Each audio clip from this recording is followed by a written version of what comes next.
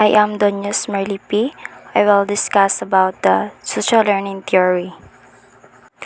Social learning theory.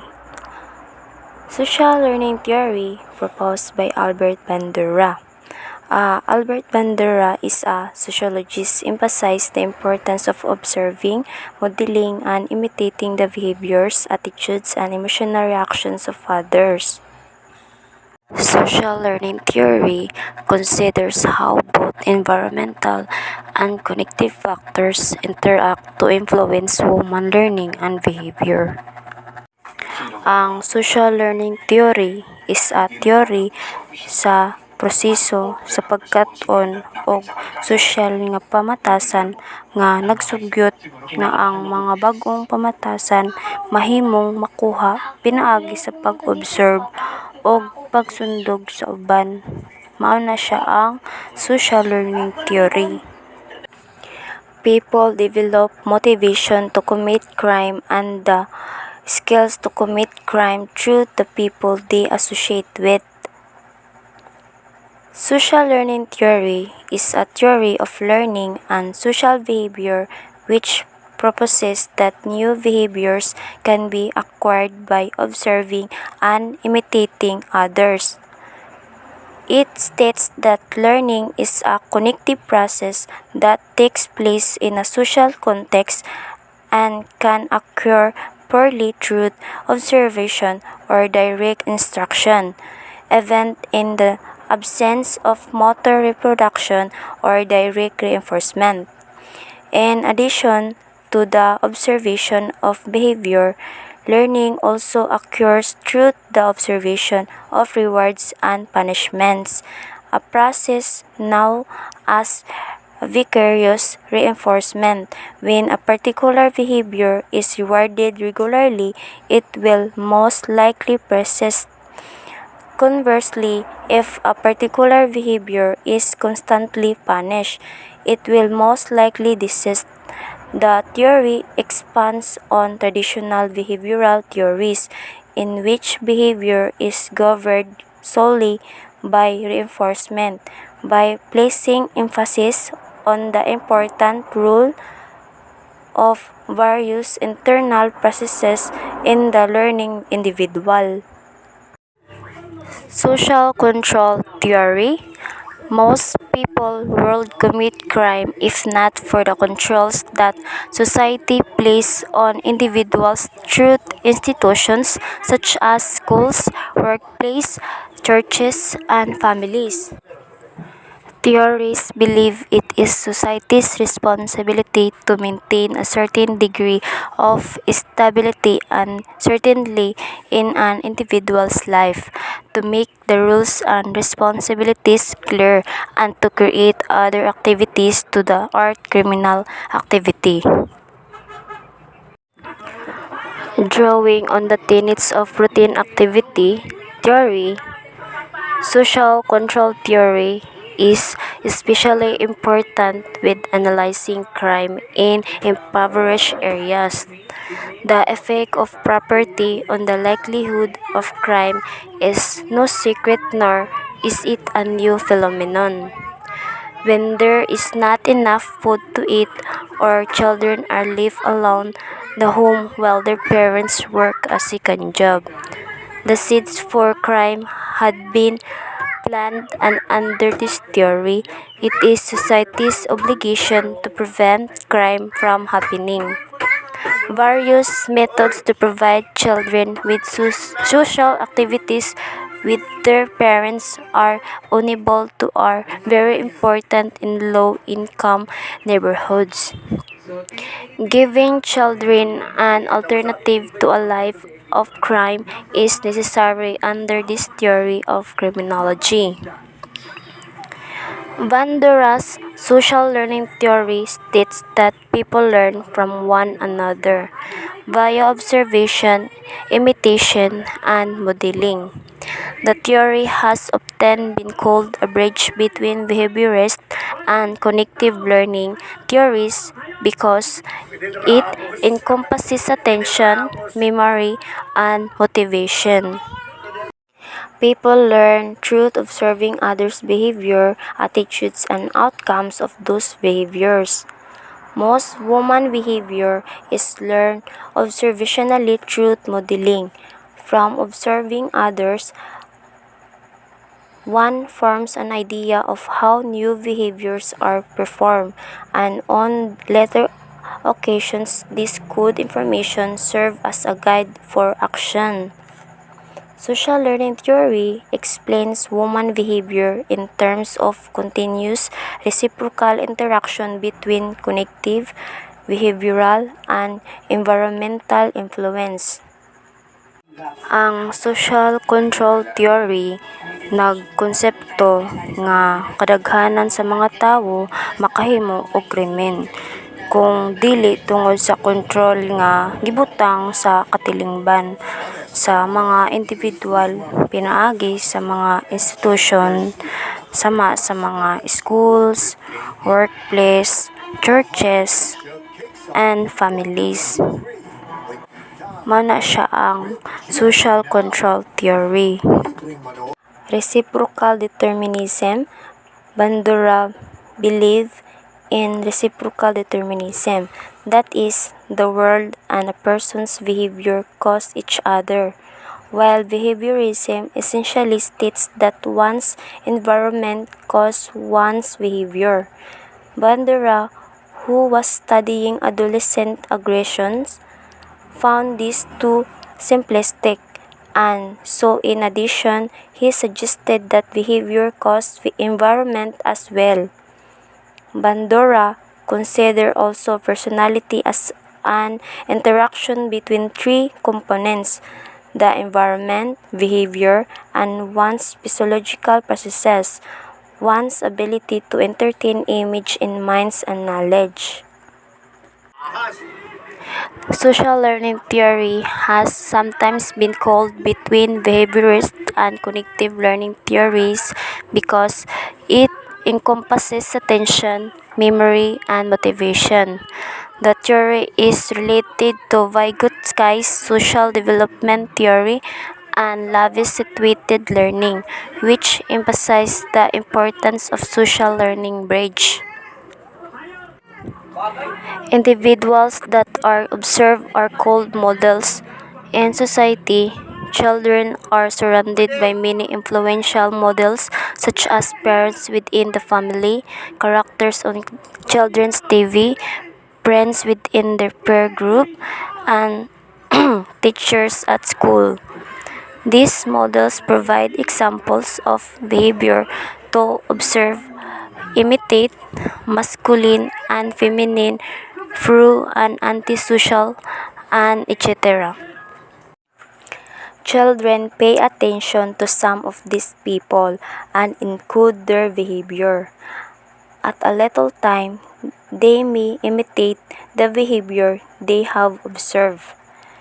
They may do this regardless of whether the behavior is gender appropriate or not, but there are a number of processes that make it more likely that a child will reproduce the behavior that is society deems appropriate of its gender. Ang reciprocal determinism is the theory set forth by physiologist Albert Bandura nga nag-ingon nga ang kinaiya sa usa ka tawo parehong naka-impluwensya og naimpluwensyahan sa personal nga mga hinungdan and social environment. Mao na siya ang reciprocal determinism.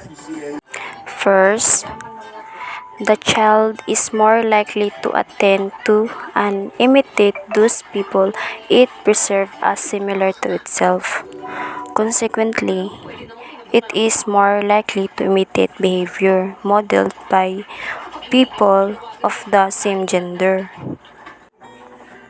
Second, the people around the child will respond to the behavior it imitates with either reinforcement or punishment.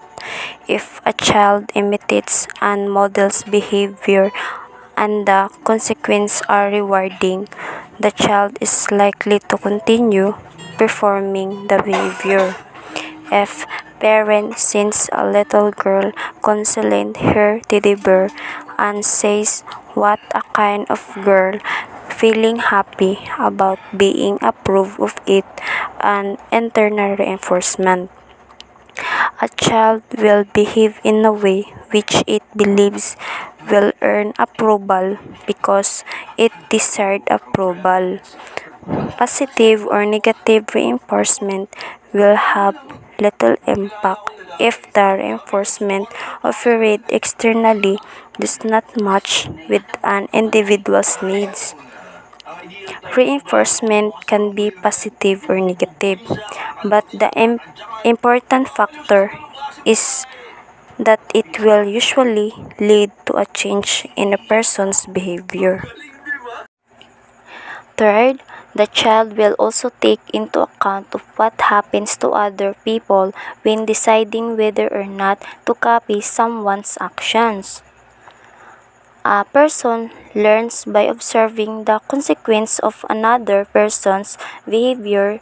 A younger sister observing a older sister being rewarded for a particular behavior is more likely to repeat that behavior herself.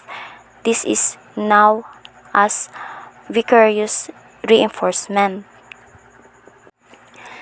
This relates to attachment to specific models that possess qualities seen as rewarding. Children will have a number of models with whom they identify. These may be people in their immediate world, such as parents or older siblings, or could be fantasy characters or people in the media. The motivation to identify with a particular model is that they have a quality which the individual would like to possess. Identification occurs that another person and involves taking on observed behaviors, values, beliefs, and attitude of the person with whom you are identifying. The term identification as used by social learning theory is similar to the Freudian term related to the Oedipus complex. For example, they both involve internalizing or adapting another person's identity with the same-sex parent. Whereas with social learning theory, the person can potentially identifying with another person. Number of behaviors being adapted, whereas imitation usually is different to imitation as it may involve a bridge between traditional learning theory and involve copying a single behavior is often described as cognitive approach. This is because it focuses on how mental factors are involved in learning. There are 4 meditation processes proposed by Badura. Number 1, attention. The extent of which we are exposed or notice the behavior of other imitating it. For a behavior to imitate it, it has to grab our attention. Attention is the impact by a characteristic of the observer. So, perceptual abilities, cognitive abilities, arousal, and past performance. The first stage of the event is relevance, novelty, effective valence, and functional value. Number 2, retention. The behavior may be noticed, but it's not always remembered, which obviously prevents imitation. It is important, therefore, that a memory of the behavior is formed to be performed later by the observer. In the order of produced and observer behavior, observers must be able to remember features. Much of the social learning is not immediate, so this process is especially vital in those cases. Even if the behavior is reproduced shortly after saying it, there need to be a memory to be referred to. Number 3, reproduction. This is the ability to perform the behavior that the model has just demonstrated. We see much behavior on a daily basis that we would like to able to imitate, but that is not always possible. We are limited by our physical ability, and for the reason, even if we wish to produce the behavior, we cannot. By reproduction, he refers to the propagation of the model, but the implementation of it. This required a degree of the cognitive skill and maybe in some cases required sensor capabilities. Reproduction can be difficult because in the cases of behavior that are reinforced by self-observation, it can require the input of other to provide feedback. Motivation, will to perform the behavior, the rewards and punishment that follow a behavior will be considered by the observer. If the perceived rewards and outweigh the perceived cost, or if there are any, then the behavior will be more likely to imitate by the observer. If the vicarious reinforcement is not seen to be important enough to observe, then they will not imitate the behavior. The decision that reproduced or refrain from reproducing an observer the behavior is dependent on the motivation and expectation of the observer, including anticipated consequence and internal standards. Bandura's description of motivation is also fundamentally based on environmental and those social factors. Since motivation factors are driven by the functional value of different behaviors in given environment. Hello, my name is John Carlos Bocoli, and as for this video, I'll be discussing about routine activity theory. Now, routine activity theory is also known as crime triangle. Routine activity theory is a subfield of crime opportunity theory that focuses on a situation of crime.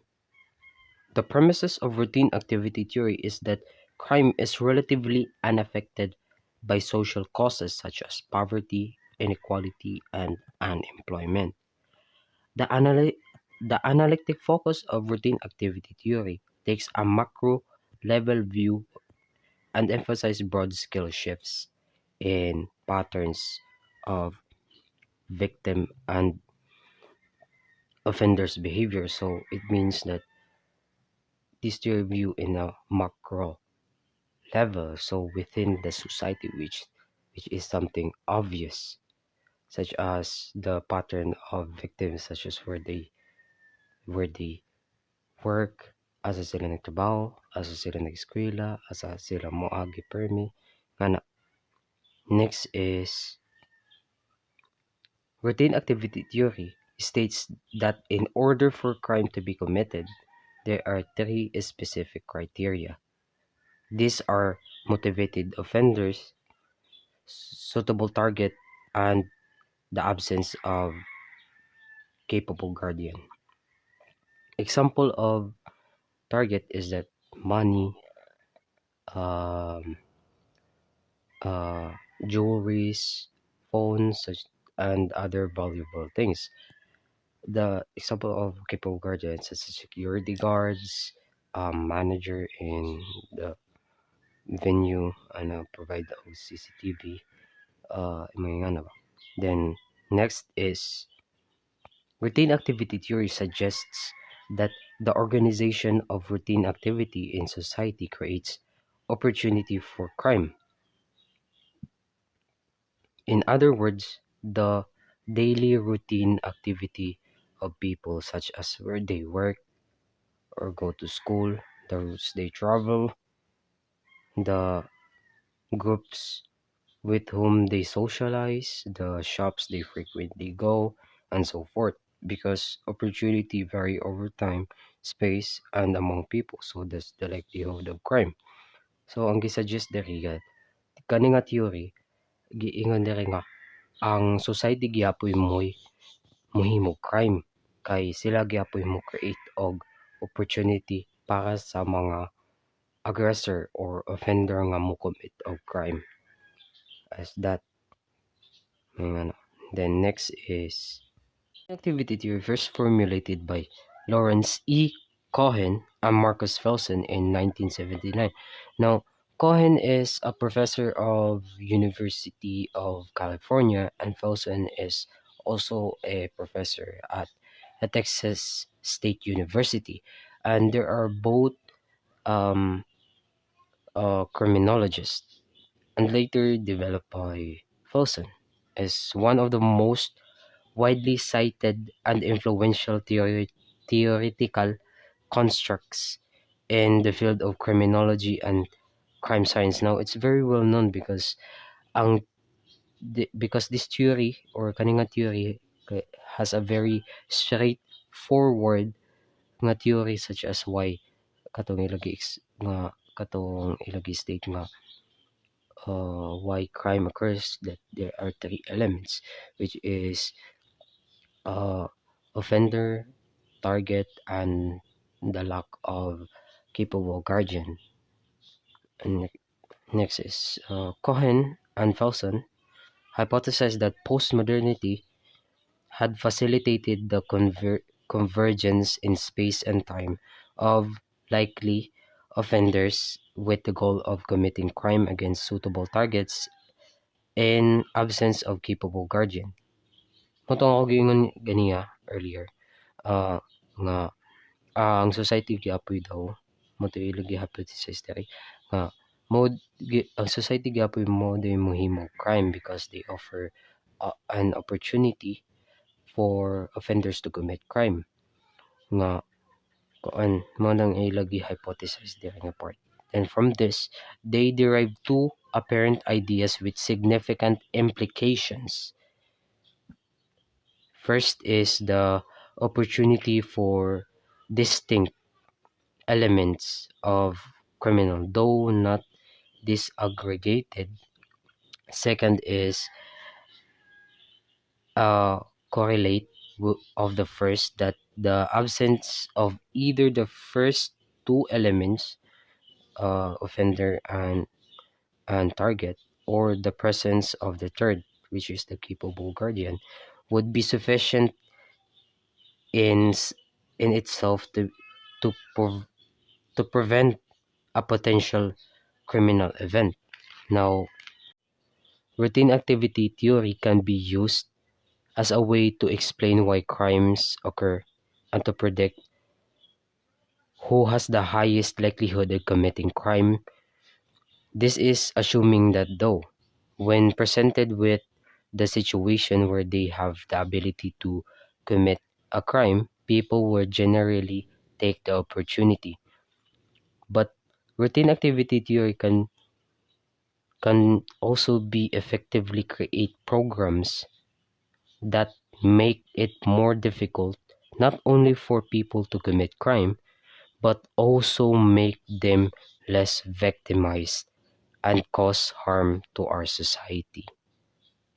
And that's all for my part, and thank you.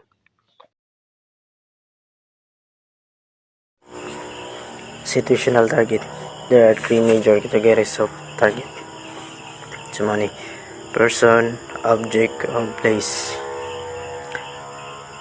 Person is a being such of human that has certain capacities of or attributes such reason, morality, consciousness, or self-consciousness, and being a part of culturally established form of social media relation, such as kinship, ownership of property, or responsibility.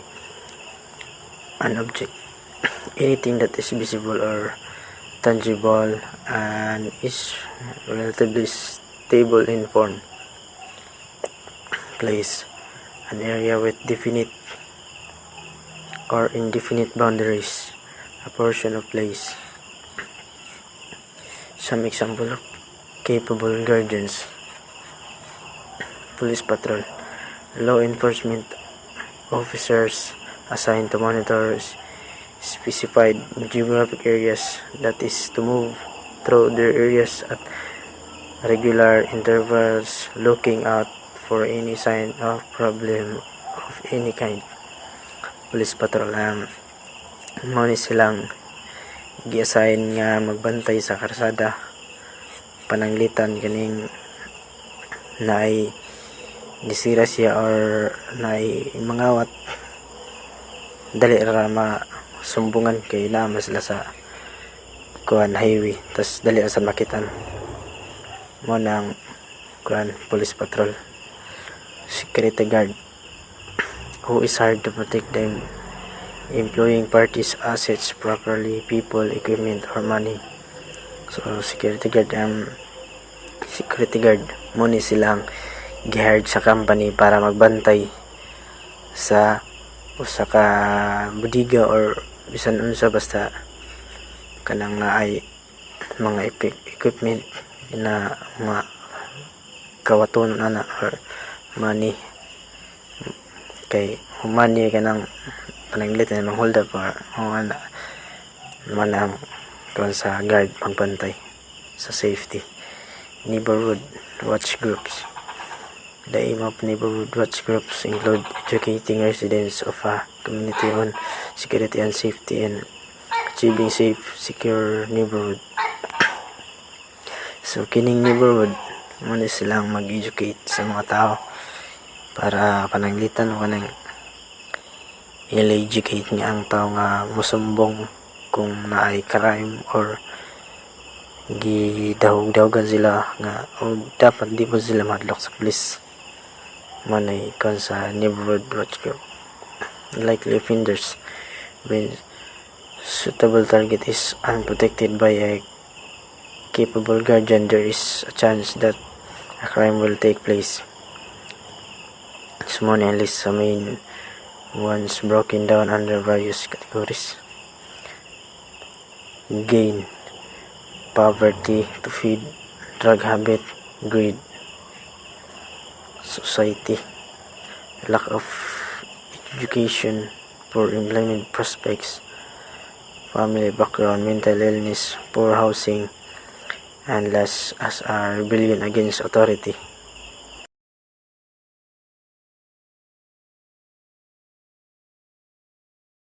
Utilitarianism is a philosophical view or theory about how we should evaluate a wide range of things that involve choice that people face. Among the things that can be evaluated are action laws, policies, character traits, and moral codes.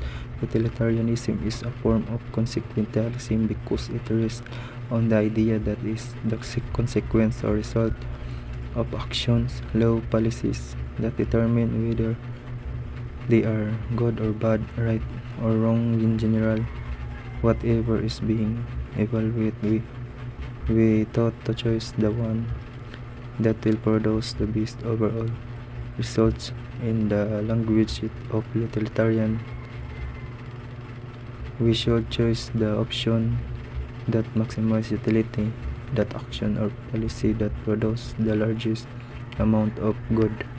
Utilitarianism is an ethical theory which states that the best action is the one that maximizes utility. Utility is defined in various ways, usual in terms of the well-being of sentient of Jeremy Bentham, the founder of utilitarianism, described utility. So si Jeremy Bentham ang founder of utilitarianism describes sa utility. The most important classical utilitarians are Jeremy Bentham on 1748 and 1832 and John Stuart Mill on 1806 and 1873. Bentham and Mill were both important theorists and social reformers. The theory has had a major impact both on philosophical work and moral theory and on approach to economic, political, and social policy. Although utilitarianism has always had many critics, there are many one-century thinkers that support it. So si Jeremy Bentham ang the most important classical utilitarians og si John Stuart Mill si Jeremy Bentham and John Stuart Mill ang important theorists and social reformers. Differential association theory. Differential association theory is a theory in crime. Differential association theory suggests that individuals who commit divine acts are influenced to do so by primary groups and with social contacts. The degree of influence one receives from each favoring divine behavior varies by intensity, priority, frequency, and duration. An overview of differential association theory of divines is providing, beginning with a general review of the theory, followed by brief explanation of the specific assumption. Differential association theory. A brief summary of key research developments highlight throughout and report and further developments are provided. Critics of differential association are review. Differential association theory is one of many sociological theories that aims to explain why people commit divine acts. Differential association theory was proposed and developed by Edwin Sutherland in the late 1930s and early 1940s in response to a critique of criminology by Michael and Adler. Law of 200 in development the theory, Sutherland dismissed the notion that individual variants such as age and gender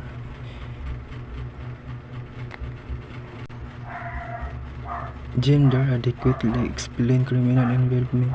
Differential association theory stressed that the impact the others have one's view of divine behavior and law.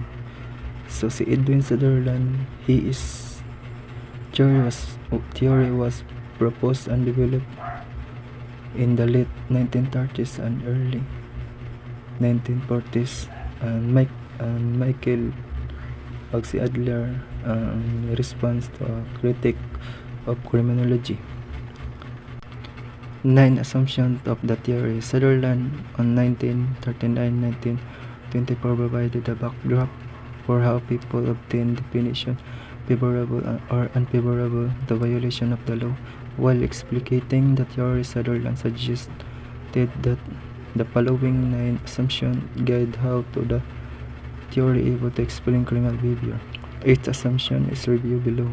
So si Sutherland ang ni-provide for how people obtain definition favorable or unfavorable to violation of the law. So criminal behaviors, like all others behaviors, are learned. His theory has received criticism due to his first assumption that criminal behavior is learned in no unique way from other behaviors. The main criticism drawn from this assumption is that the theory is overbroad by claiming to explain all behavior. Learning criminal behavior occurs through interaction with people with communication. All forms of communication are viable avenues for one to learn criminal behaviors. The means through which one can learn criminal behaviors through communication includes, but is not limited to, personal face-to-face communication,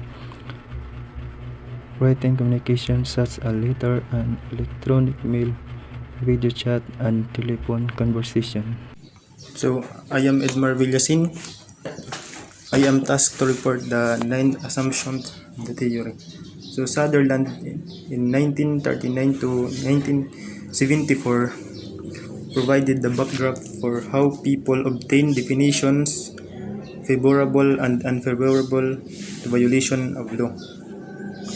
While explicating the theory, Sutherland suggested that the following 9 assumptions guide how the theory is able to explain criminal behavior. So kani siya nga theory gi-explain ani ang kung paano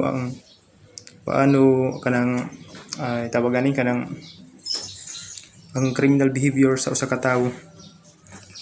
So criminal behavior, like all other the behaviors, are learned, the theory has received criticism due to this first assumption that criminal behavior is learned in no unique way from other behavior. The main criticism drawn from this assumption is that the theory is overbroad by claiming to explain all behavior. Learning criminal behavior occurs through interaction with people via communication. All forms of communication are viable avenues for one to learn criminal behavior.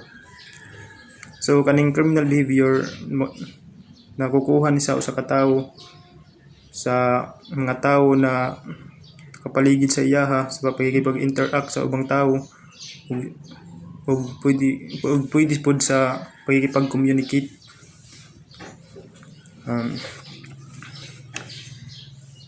The means through which one can learn criminal behavior through communication includes but is not limited to personal face-to-face communication, written communication such as letters and electronic mail, video chat, and telephone conversation. So dili lang di sa pag-interact sa nakukuha ang criminal behavior, pati di ay sa pagkikipag-communicate o pagkikipag-communicate through written, through conversation ba, or electronic mail, or sa video chat, or sa telephone conversation. Primary and intimate social group are responsible for teaching the vast majority of criminal behaviors. The essence of assumption is that just contact alone the criminal will not result in someone becoming criminal. If one's father was ever imprisoned or ever participated in criminal behavior, this not mean that one will become criminal. But according to the theory, the primary social groups would include biological parents, adopted parents, step-parents, and ex-step-parent. It would also include siblings, more distant kin, such as cousins, aunts, and uncles, and other relative as well.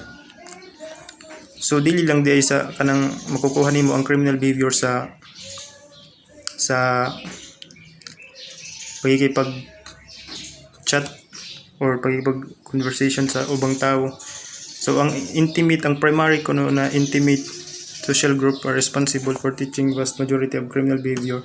So nakukuha siya sa sud panimalay, for example sa imong ginikanan or sa imong mga imong tito ug tita. So sa simple nga explanation, so nakukuha nimo ang criminal behavior sa mga tawo na nakapalibot nimo, especially sa imo sa sud sa panimalay. So example of drug dealing parents of a young adolescent. If parents selling drugs to someone, there may be a routine the parents follow when drug purchaser arrive at home. Perhaps the father leads the guest to a back bedroom or a basement or the garage, and after 10 to 30 minutes, both the father and the guest rejoin the members of the household. The father and the guest tend to do this procedure most of the time the guest visits. Yet, the child may also be observed that the father does not do this with all of the guests, and that the children are never be permitted to follow the father and the guest to the other room. So, the differential association theory suggested the learning the pattern. The adolescent is learning how to be a criminal drug dealer. As the child age, more learning of techniques may occur. However, just because the adolescent is exposed to this types of learning does not necessarily mean that the child will become a criminal. Differential association does suggest, however, that the risk of a criminal behavior may increase as a result of exposure. So, if ang imo family drug dealer, so kanang dili sad bot ipasabot nga ang iya anak mahimo sad na drug dealer. So, but sa differential association theory, dako ang tsansa nga maging drug dealer ang usa ka, like ang iya anak, kung ma-expose siya sa ingon ani nga sitwasyon, samot na kung o kanang sitawag ani kanang adlaw-adlaw niya na nakikita. So may dakong tsansa nga mahimo siyang drug dealer pod. But dili tanan nga, but kani siya nga sitwasyon murag slow ikuan kanang hinay ang iya kuan ba kanang di siya mahimo nga drug dealer.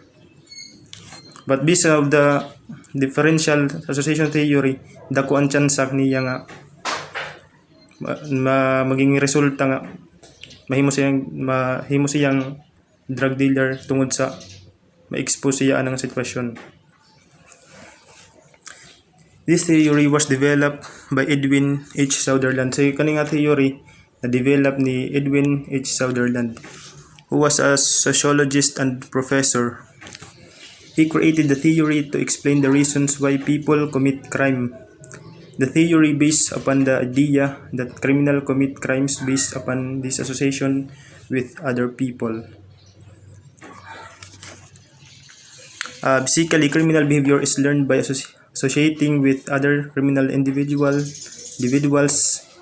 In addition, criminal can exist any income, race, or sociological background. Sutherland stated 9 basic tenets of his differential association theory. He has written extensively on each one. However, in a nutshell, these tenets are criminal behavior is learned behavior. So, ang criminal behavior ato na siya na nahibawan na behavior, like sa family, na primary, intimate group, or family, or pagkikipag-interact sa ubang tao through conversation, video chat,